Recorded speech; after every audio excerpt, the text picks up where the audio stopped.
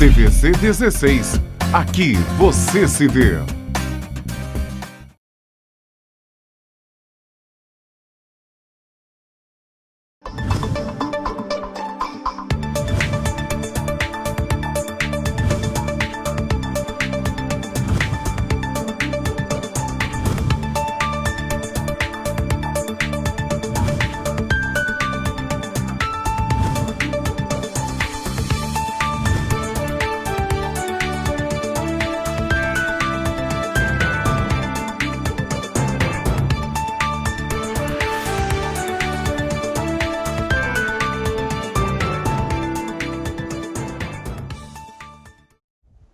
Olá, o programa original desta segunda-feira, 7 de setembro, está no ar.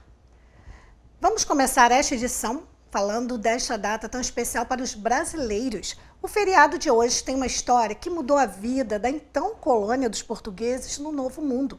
Vamos lembrar um pouquinho desta história?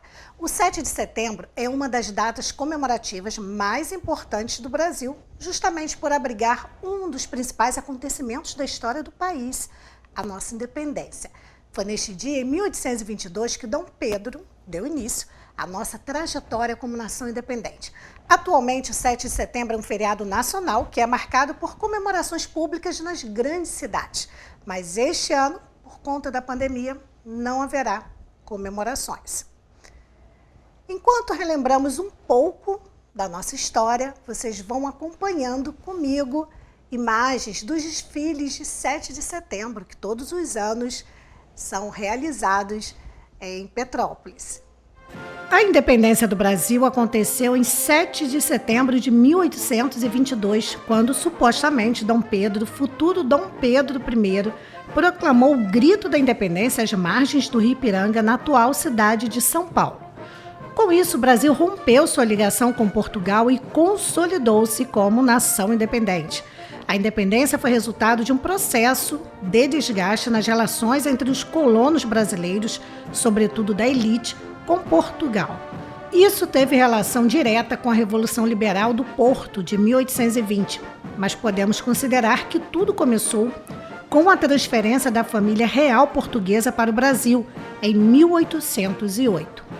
A transferência da família real foi uma consequência da era napoleônica e motivada pela invasão de Portugal pelas tropas francesas. A mudança da família real portuguesa para o Rio de Janeiro foi, portanto, uma fuga. Após se instalar no Rio de Janeiro, foi iniciado o que ficou conhecido como período joanino. Esse nome faz referência a Dom João VI, regente que esteve à frente de Portugal e só se tornou rei português a partir de 1816. Aqui no Brasil, Dom João VI realizou uma série de medidas que contribuiu para a modernização do Brasil, promovendo o desenvolvimento econômico e florescimento cultural e artístico. Duas medidas de destaque foram a abertura dos portos, em 1808, e a elevação do Brasil à condição de reino, em 1815. Com essa última medida, o Brasil deixou de ser uma colônia e tornou-se parte do reino português. Essa situação, no entanto, desagradava a muitos em Portugal.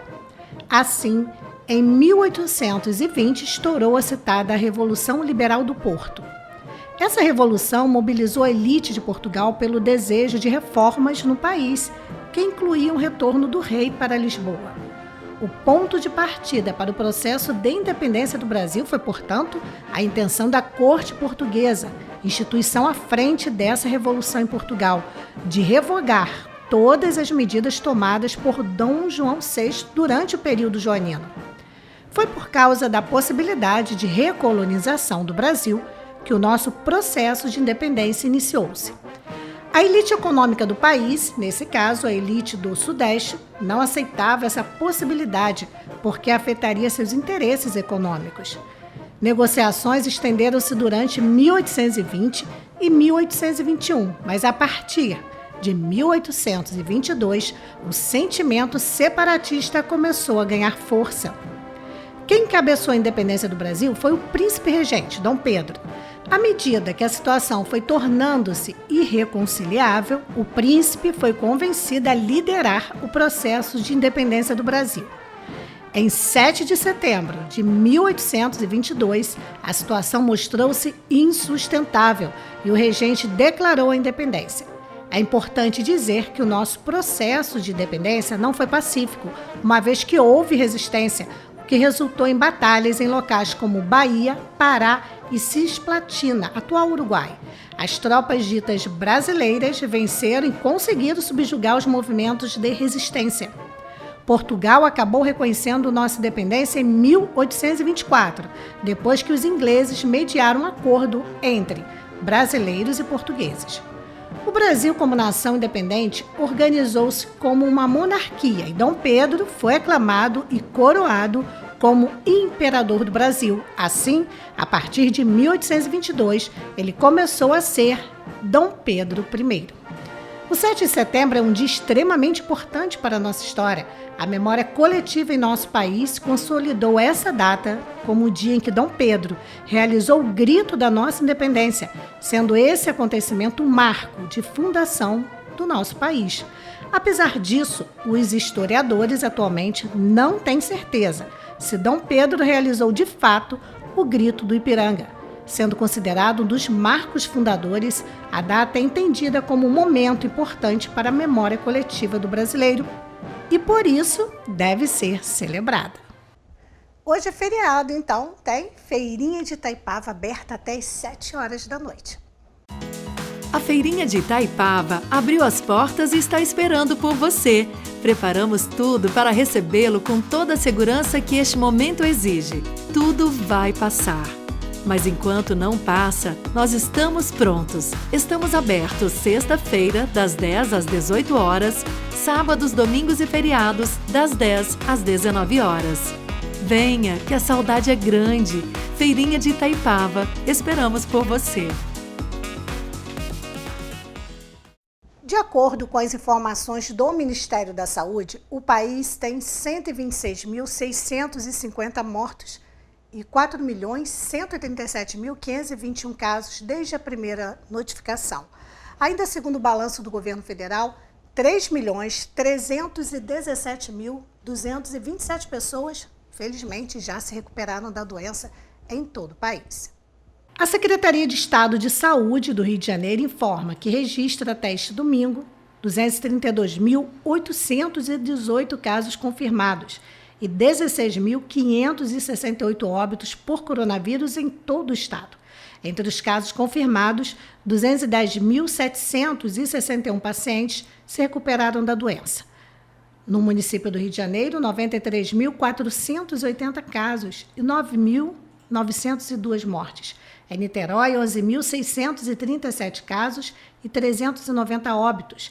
Em Duque de Caxias, 8.475 casos, com 663 mortes. Em Nova Iguaçu, 5.598 casos, com 529 óbitos. Em Petrópolis, 6.012 casos positivos, com 177 óbitos. Até o momento, 1.590 pessoas estão recuperadas do novo coronavírus na cidade. Hoje, o município contabiliza pelo SUS 33,33% dos leitos clínicos e 38,95% de UTI ocupados com pacientes infectados pelo novo coronavírus.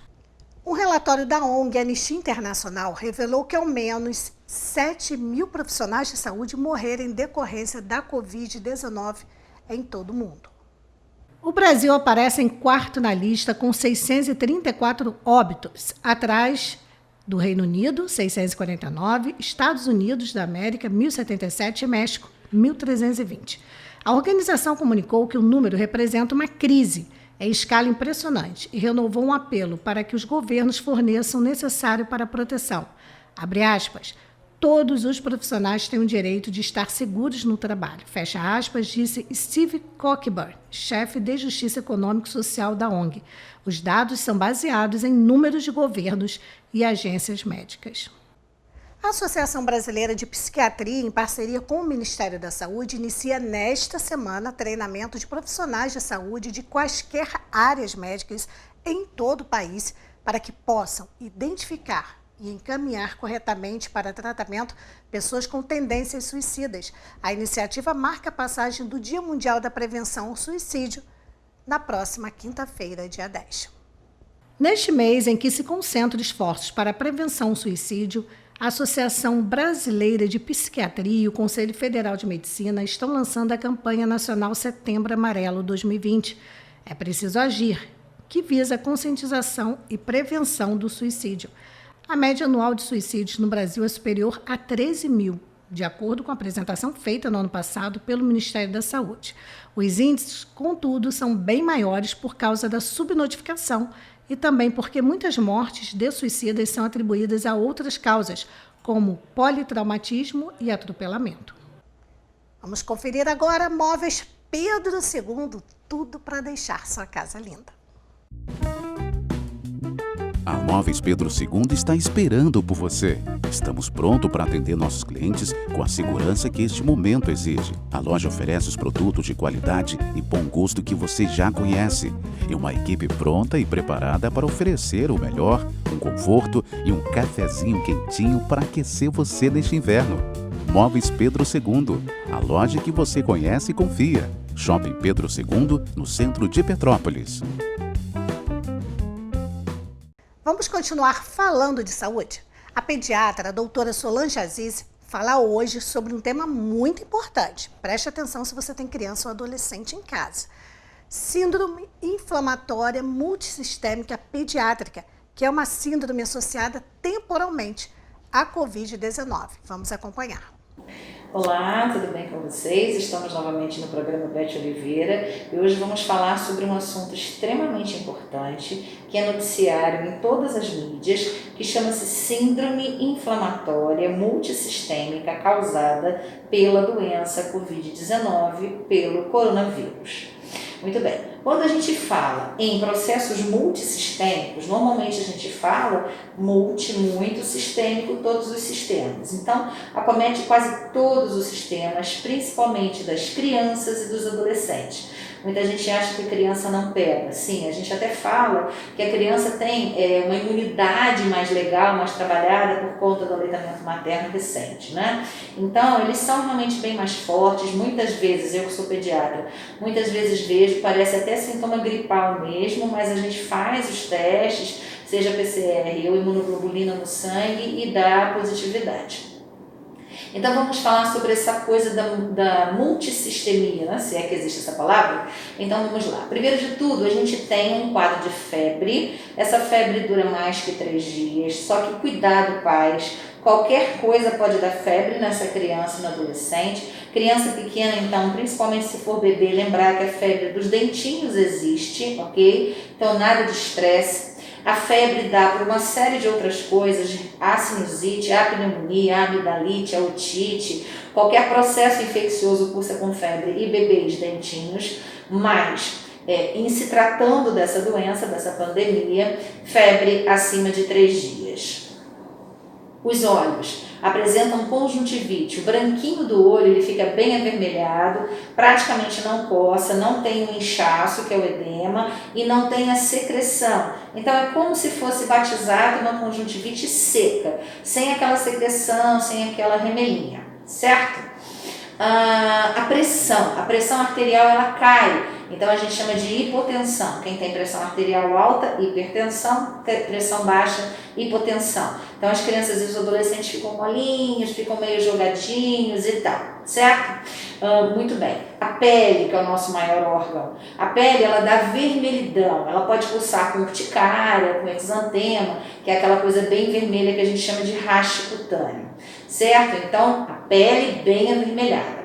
As mãos e os pés ficam com inchaço, o inchaço é o edema, então existe aquela dificuldade de fechar as mãos e fechar os dedinhos dos pés, edema ou inchaço. Os gânglios, nós temos cadeias ganglionares em várias partes do nosso organismo, as que a gente mais conhece aqui, a cadeia cervical, aqui a cadeia axilar, lá na virilha, a cadeia inguinal. Dentro do nosso abdômen nós também temos gânglios. Então os gânglios, que são as ínguas, as famosas ínguas ou os linfonodos, esses gânglios eles são acometidos e a gente tem um quadro de adenite. Nosso coração, existe um quadro, um processo inflamatório chamado miocardite. Os pulmões, eles apresentam alterações do tipo tosse. Essa tosse é uma tosse bem seca e a criança e o adolescente vão ter esforço respiratório. É como se fosse asma.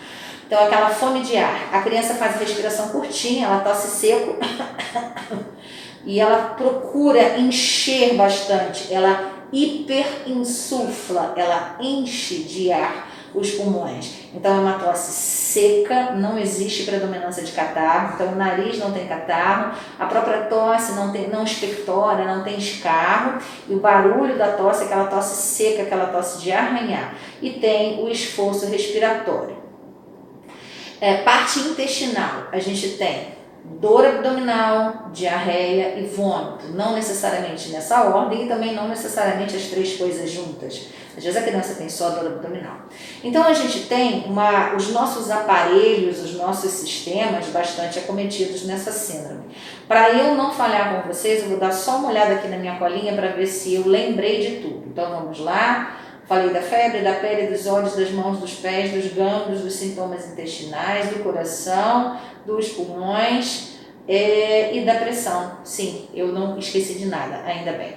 Então, estamos informados sobre a síndrome inflamatória multissistêmica causada pela doença Covid-19, a qual o coronavírus está diretamente ligado. Tenham atenção, tenham cuidado com as crianças, tenham atenção e cuidado com os seus idosos, porque como as crianças têm, fora essa síndrome, que é uma síndrome grave, que necessita de internação, que ainda bem que praticamente não acontece, fora essa síndrome, as crianças elas têm uns sintomas bem leves, então parece um resfriadinho, aquelas viroses que ficam do lado e tal. Cuidado com os seus avós, tá? Principalmente as crianças que moram com o vovô e vovó. Tem que ter muito cuidado porque as pessoas de idade têm as comorbidades, certo?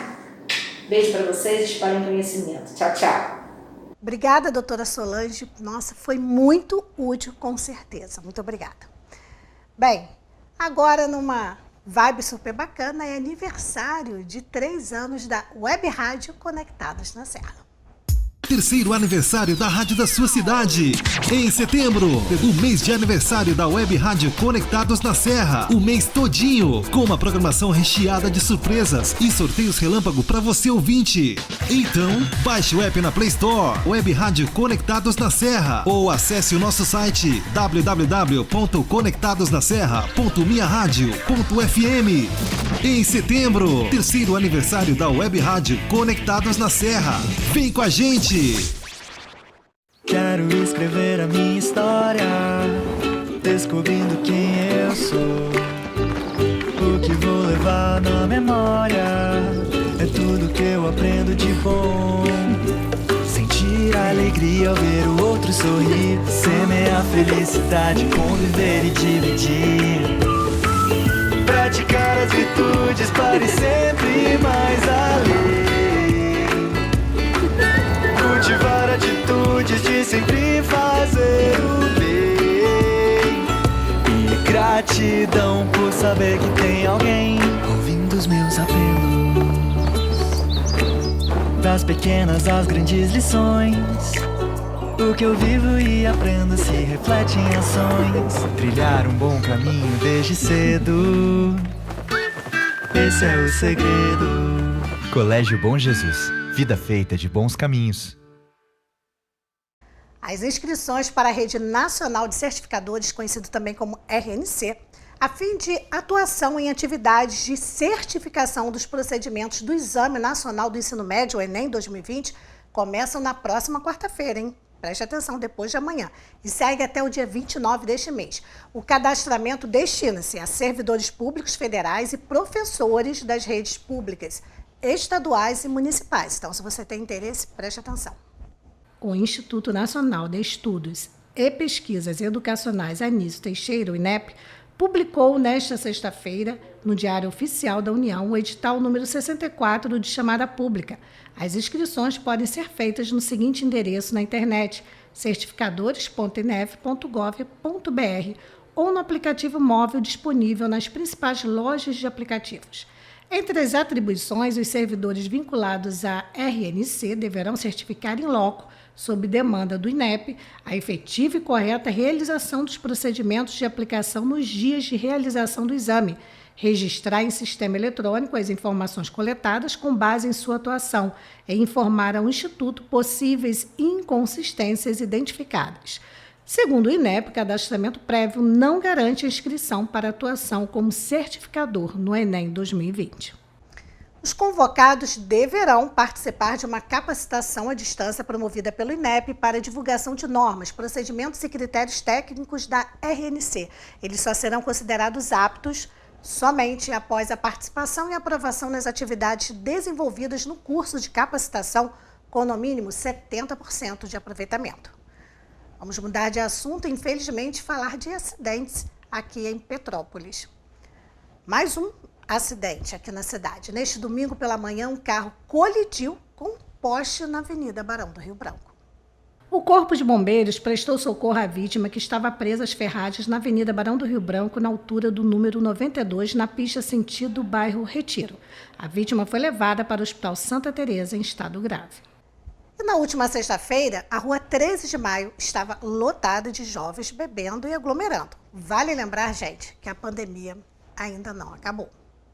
Em nota, a Prefeitura informou que uma ação conjunta da Fiscalização de Posturas, a Vigilância Sanitária e o PROCON, com apoio da Guarda Civil e da Polícia Militar, atuou na rua 13 de Maio na noite desta sexta-feira. Nenhum estabelecimento descumpriu as regras sanitárias e de atendimento no interior. Ainda assim, foram fechados por causa da aglomeração na calçada por volta das 11 horas da noite. Ainda de acordo com a nota, muitas pessoas ficaram nas calçadas sem consumir em alguns dos estabelecimentos e consumiam bebidas trazidas por elas.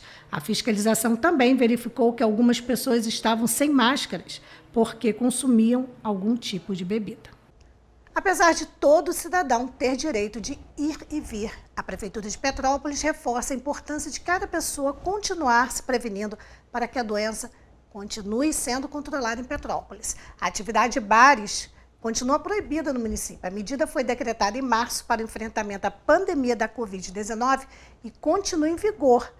Em junho, a Prefeitura autorizou o funcionamento de restaurantes, mas exige o cumprimento de uma série de regras sanitárias para garantir a higienização dos estabelecimentos e normas de atendimento, como distanciamento entre clientes e mesas, redução da capacidade de atendimento, entre outras ações.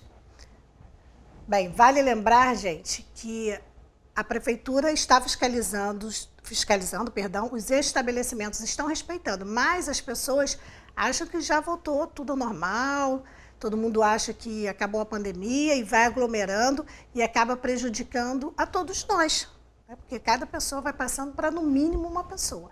Então, vamos ter consciência, claro, todo mundo gosta de sair, se divertir, eu gosto, você gosta, mas é o momento de manter o distanciamento social. Bem, vamos agora para as notícias da região Centro-Sul com o jornalista Lúcio Almeida. Boa tarde, Lúcio. Nesta segunda-feira linda, ensolarada, de inverno, feriado. Tudo bem aí em Paraíba do Sul, Três Rios? Vamos conferir. Boa tarde, Beth. Boa tarde também a você que acompanha o programa original aqui pela TV Cidade de Petrópolis. Beth, vamos iniciar nossa participação falando sobre a pandemia, né? Os casos do novo coronavírus na nossa região. Paraíba do Sul já se encontra com 913 casos confirmados da doença. Vamos ver o gráfico. São 34 óbitos desde o início da pandemia, Beth. 814 pacientes estão curados e 65 pacientes ainda se encontram em tratamento contra o novo coronavírus na cidade de Paraíba do Sul. Este é o menor índice de pacientes em tratamento dos últimos 4 meses, Beth. 65 é o número de pacientes ainda em tratamento contra a doença em Paraíba do Sul. Já no município de Três Rios, são 2.952 casos confirmados da doença desde o início da pandemia. Foram 66 óbitos e 2.462 pacientes curados. 424 pacientes ainda se encontram em tratamento contra a doença na cidade de Três Rios. Nós estivemos na cidade de Três Rios no último sábado e vimos muitos bares lotados com aglomerações nas mesas, e isso também se repetindo na cidade de Paraíba do Sul. Os números estão caindo, mas se as pessoas não observarem as medidas sanitárias de segurança, este número pode voltar a aumentar. Beth, o 38º Batalhão de Polícia Militar divulgou um novo número do WhatsApp, que eu vou deixar aí na tela para você, que é o DDD 24 992 24 80 99. Este é o número de WhatsApp para as pessoas realizarem denúncias anônimas. É muito importante que a população, Beth, esteja sempre de mãos dadas com as forças de segurança para manter a cidade e também a nossa região cada vez mais segura. Esta foi a nossa participação. É com você. Obrigada, Lúcia. A gente se vê amanhã. Vamos conferir agora a caminhada Móveis 3 andares, com muitas novidades para a sua casa, hein? Setembro, já chega Natal. O pessoal quer deixar a casa linda, trocar alguns móveis. Caminhada Móveis na rua Paulo Barbosa, no coração de Petrópolis. Caminhada Móveis, com mais espaço e conforto para suas compras. A Caminhada espera você com um cafezinho fresquinho e mobiliário completo para seu lar. Dormitórios, colchões, estofados, sala de jantar, mesas, copa, cozinhas, home theater e muito mais. Venha conferir tudo isto em mais de 1.000 metros quadrados, com atendimento de excelência e pontualidade na entrega. Caminhada Móveis, tradicional em bom gosto e qualidade. Rua Paulo Barbosa, 92, Petrópolis. Para você que está acompanhando as notícias do programa original, hoje é dia da Guarda Civil Municipal. Eu recebo a superintendente Cláudia da Conceição. Bem, hoje tem novidade. Hoje você trouxe uma pessoa para explicar sobre a ouvidoria da Guarda. Isso. Nós temos lá no nosso quadro hierárquico, né, a Superintendência Geral, a Superintendência Adjunta, que é representada pelo Jair, que todos já conhecem. Nós temos a nossa corregedoria, temos nossa ouvidoria. Hoje eu quis trazer a nossa ouvidoria para que as pessoas tenham conhecimento de como funcionam a ouvidoria. Ela foi criada baseada na nossa Lei 13.022, nos Estatutos das Guardas Civis. E semana passada, a nossa inspetora, a nossa ouvidora Panizola, se desligou da função. E hoje nós temos a nossa ouvidora, inspetora Vital, que vai explicar um pouco sobre a nossa ouvidoria. Então vamos conversar com a inspetora Vital. A gente manteve aqui o distanciamento, vamos trocar aqui o local. Lembrando que antes o microfone foi higienizado, né, antes da superintendente pegar. Bom dia para a inspetora Vital, seja bem-vinda, obrigada pela presença. Obrigada, bom dia Beth, bom dia a todos. E é um serviço, a ouvidoria é um serviço que as pessoas quase não conhecem na Guarda e que é muito importante. Explicar um pouquinho para quem acompanha aqui o programa. A ouvidoria ela já existe desde a gestão anterior, tá? Ela na verdade, ela foi criada para atender o que está estabelecido na nossa lei, que é o nosso Estatuto, né, Nacional das Guardas, a Lei 13.022 de 2014. Ela está lá prevista, contida no artigo 13, inciso 2, tá? Como todo o serviço que vem sendo desenvolvido hoje em várias esferas da nossa sociedade, a ouvidoria ela busca essa proximidade com a população, né? Na verdade, ela está aberta, ela recebe sugestões, reclamações, né? Elogios em relação às reclamações, em relação ao trabalho que a Guarda presta, né? É um retorno, é um feedback que a Guarda recebe e também uma maneira de nós estarmos estreitando o relacionamento com a população.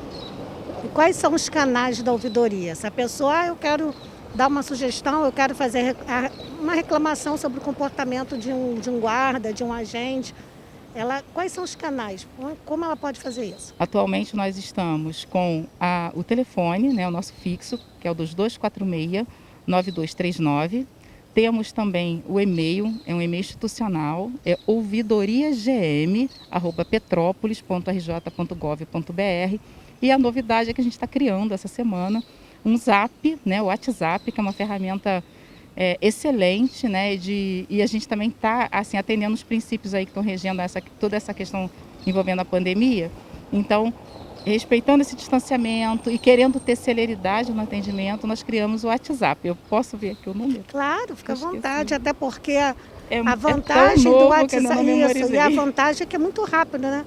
Acontece uma coisa, a pessoa tira uma foto ali, já encaminha para o WhatsApp da ouvidoria e de pronto já tem uma resposta. E tem a transparência, né? Posso falar para você? Pode, claro. É 98848-7384. Lembrando, a partir de amanhã já vai estar disponível. Amanhã. Isso. A partir desta terça-feira, então dia 11, já disponível. Lembrando, DDD 24 aqui de Petrópolis, que tem pessoas que assistem de outros locais. Porque, eventualmente, sempre aparece alguém querendo elogiar ou criticar ou até denunciar. Então é bom que tenha esse canal. A gente sabe que no dia a dia de um guarda civil municipal, ele nunca é igual. Um dia ele pode estar ajudando a pessoa a fazer um parto, outro dia ele pode estar socorrendo, outro dia ele pode estar apenas encaminhando alguém que esteja perdido, enfim. Então, assim, tem uma rotina, mas ao mesmo tempo tem muitas surpresas, né? Exatamente. E assim, Beth, só lembrando, para sanar dúvidas também, tá? Exatamente esse tipo de dúvida, né? Em relação, a Cláudia comentou, a nossa superintendente geral, a respeito da corregedoria. Das atividades, né, uma das atribuições da ouvidoria é encaminhar, fazer chegar à corregedoria as reclamações a respeito da atuação do guarda, né, na parte externa. E aí a corregedoria, então, tem as suas atribuições que vocês vão conversar, né, na próxima semana, eu acho. Ô, Vital, alguma coisa que eu não tenha te perguntado, que você queira salientar, que você queira reforçar? Não, só quero dizer que a Guarda Civil é uma instituição que busca estar sempre se aprimorando, tá? Nós estamos em capacitação continuada para prestar um bom serviço para a população. E a ouvidoria está à disposição da população em todo e qualquer momento, e hoje através dos canais. E eu esqueci de comentar o horário, de 9 às 17. É um horário comercial. Ok? Tá bom? Então, muito obrigada, superintendente. Quer falar mais alguma coisa antes de eu encerrar?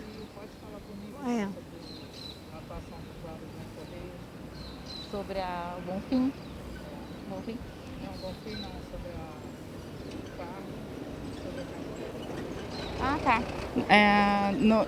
Nesse final de semana, a guarda se deparou com uma ocorrência diferenciada, né? Ela precisou socorrer uma senhora que estava com sinais de alguma alteração, claro que foi levada até o hospital para fazer o atendimento. E no retorno se deparou com um veículo já no início de incêndio e a guarda utilizou inclusive o equipamento, né, o extintor da viatura para resolver o problema. Então, você comentou sobre a questão do guarda estar em determinadas situações. Do imprevisto, né? Foge da rotina. Sobre ele ter que dar uma pronta resposta aos mais inusitados tipos de situação. Essa é a nossa vivência. Talvez, até pela correria que todos nós passamos, todos os seres humanos, né? Nós não paramos para observar esses pequenos detalhes, mas que fazem parte da nossa prática, tá? É da nossa atuação diária. E a guarda está aqui e ela tem que dar pronta resposta, seja lá qual for o tipo de necessidade, né, que a população como um todo sempre apresenta. É um trabalho diário, intenso, até porque a gente já sabe que Petrópolis é uma das cidades mais seguras do país e nós queremos manter isso, né, Vital? Que se mantenha, estamos trabalhando para isso. Muito obrigada e vamos manter sim, porque isso ajuda a população a se sentir mais segura e, claro, os turistas vêm aqui com muito mais tranquilidade. O programa original desta segunda-feira termina aqui. Obrigada pela audiência, pelo carinho de sempre. A gente se encontra amanhã, se Deus quiser, Ele há de querer.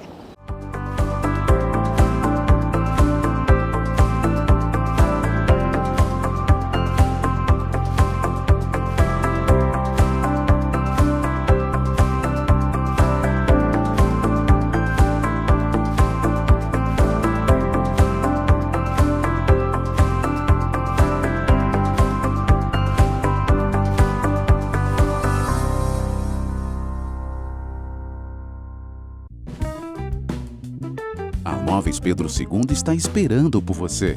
Estamos prontos para atender nossos clientes com a segurança que este momento exige. A loja oferece os produtos de qualidade e bom gosto que você já conhece. E uma equipe pronta e preparada para oferecer o melhor, um conforto e um cafezinho quentinho para aquecer você neste inverno. Móveis Pedro II, a loja que você conhece e confia. Shopping Pedro II, no centro de Petrópolis. A Feirinha de Itaipava abriu as portas e está esperando por você. Preparamos tudo para recebê-lo com toda a segurança que este momento exige. Tudo vai passar. Mas enquanto não passa, nós estamos prontos. Estamos abertos sexta-feira, das 10 às 18 horas, sábados, domingos e feriados, das 10 às 19 horas. Venha, que a saudade é grande. Feirinha de Itaipava, esperamos por você. Caminhada Móveis, com mais espaço e conforto para suas compras. A Caminhada espera você com um cafezinho fresquinho e mobiliário completo para seu lar. Dormitórios, colchões, estofados, sala de jantar, mesas, copa, cozinhas, home theater e muito mais. Venha conferir tudo isto em mais de 1.000 metros quadrados, com atendimento de excelência e pontualidade na entrega. Caminhada Móveis, tradicional em bom gosto e qualidade. Rua Paulo Barbosa, 92, Petrópolis.